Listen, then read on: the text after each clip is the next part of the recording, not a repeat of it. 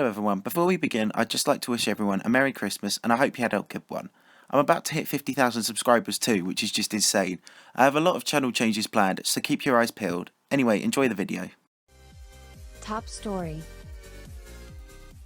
Spacial Rand, a collab hosted by Eclipsed, has been verified by DiamondSplash. The level has been in verification for a couple of months and looks great. Diamond spoke of his surprise that he verified it so quickly, given he is usually very bad at having the discipline to verify levels. While he hasn't officially commented on the difficulty of the level, many is saying that it is harder than Arctic Arena, another Eclipse level verified by Sonics that is very relevant at the moment for being rated Extreme Demon and placing one spot above Bloodbath on the list. So we can assume this is probably suitable for the top half of the top 50, making it a very challenging level. The level uses the full extended version of Electrodynamics by DJ Nate, which is an unusual song choice, but Arctic Arena used Theory of Everything too as well. Overall, it is a super hard, great looking level with some insane decoration, and it is out now, so you should go and give it a play. Also in the news. As most already know, 211 has been in the loop for the past few weeks as a 60Hz player named GigamiX came out with a completion video claiming to have verified it. He spent about 4,000 attempts on the level and verified it on 60Hz, as well as completing the missing decoration. The verification attracted a huge amount of attention, with many being drawn to GigamiX's channel. However, questions had to be asked. Was this legitimate? With no stream, click proof or live play proof, and with his hardware shortcomings, it did seem improbable. However, Giga promised to upload a video with clicks when I asked him, but refused to upload a live play video. While you can make of this what you will, the list editors were keen to find out more and so started digging. What they found was some highly improbable, possibly hacked videos, namely his replay of the Janus Miracle, where some of the movements seemed impossible. I'm not sure what kind of illegitimate method he was thought to be using, but as a result they removed his records from the list. Well, the controversy took another turn in the last few days as he quit the game, claiming he was tired of the game and the community. Initially, he removed the 211 video, but it has been unprivated by popular request. Does backing down suggest suspicion? I don't know, but it doesn't seem it will matter now anyway. Whether we've heard the last of this is another issue entirely. In other news.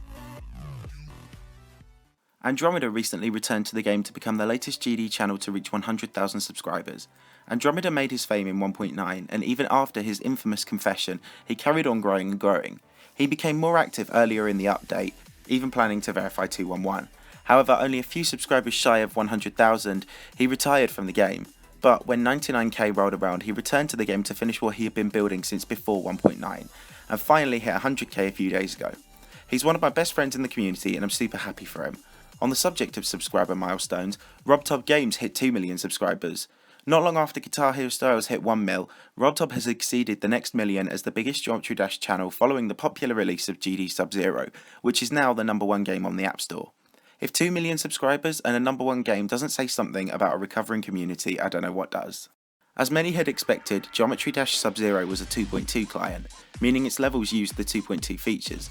Last year, when RobTop released Geometry Dash World, its exclusive 2.1 features were exploited to reveal their capabilities to the main game before general release. This year, I'd have hoped RobTop would have learned something, but apparently not.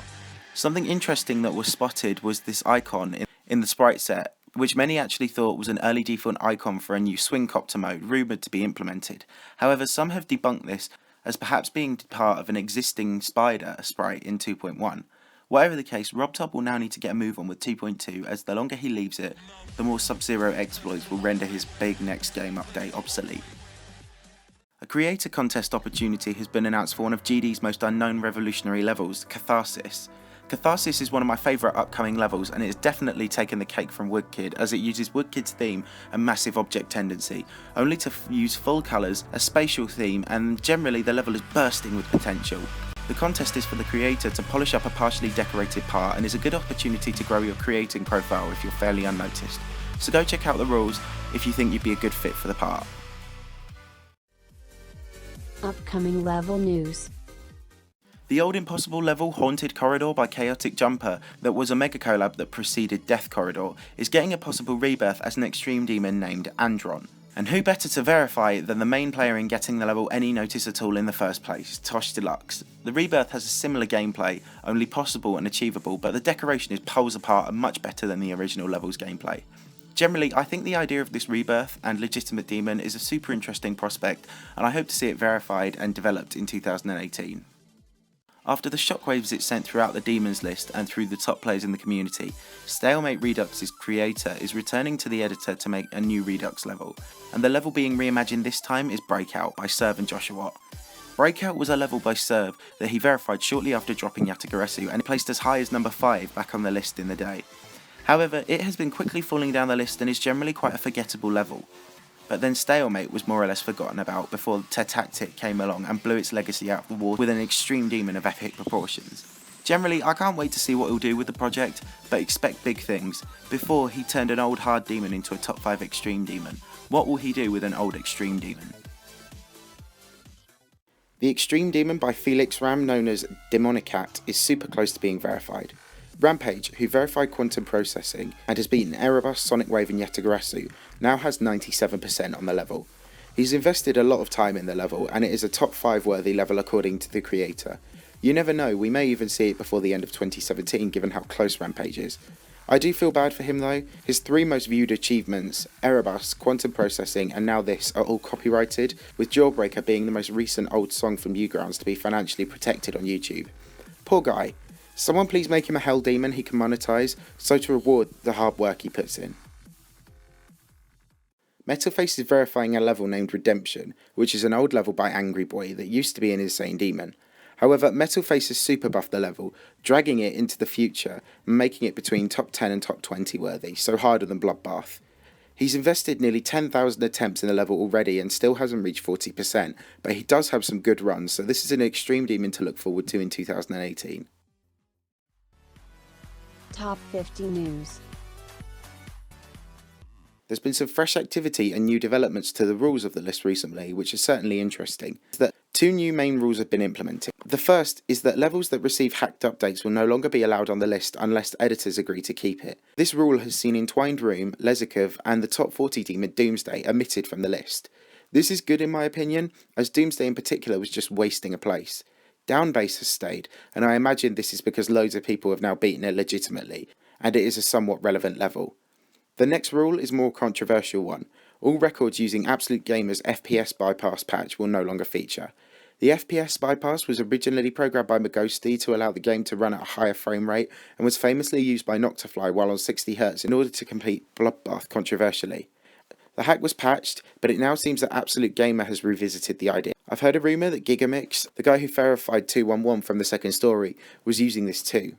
The reasoning for banning the use of the tool was because list editors are concerned it might change the physics of the game, making it easier by far.